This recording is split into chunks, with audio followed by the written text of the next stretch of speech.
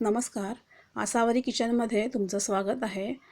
माझ्याकडे रात्रीचा थोडासा भात उरला होता, तर मी ठरवलं की आज आपण त्याचा फोडणीचा भात करायचा. त्यासाठी मी कढई घेतले, गॅसवर ठेवले आणि त्यात जिरं, मोहरी, कढीपत्ता टाकला आहे.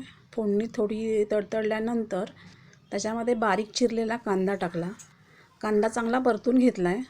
त्यानंतर त्याच्यामध्ये हळद, लाल तिखट, धणा पावडर आणि थोडासा गोडा मसाला टाकला आणि व्यवस्थित मिसळून घेतलं आहे ते.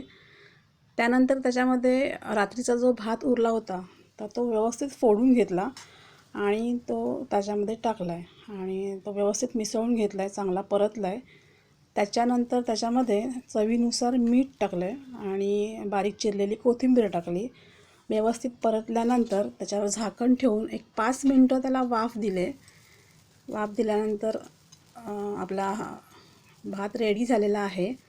गॅस ऑफ करायचा आहे आणि एका डिशमध्ये तो भात काढून घ्यायचा आहे आणि आपण हा नाश्ता म्हणून खाऊ शकतो.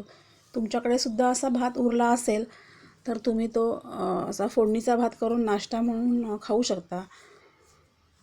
तुम्हाला जर ही रेसिपी आवडली असेल तर लाईक करा, शेअर करा आणि सबस्क्राईब करा. थँक्यू.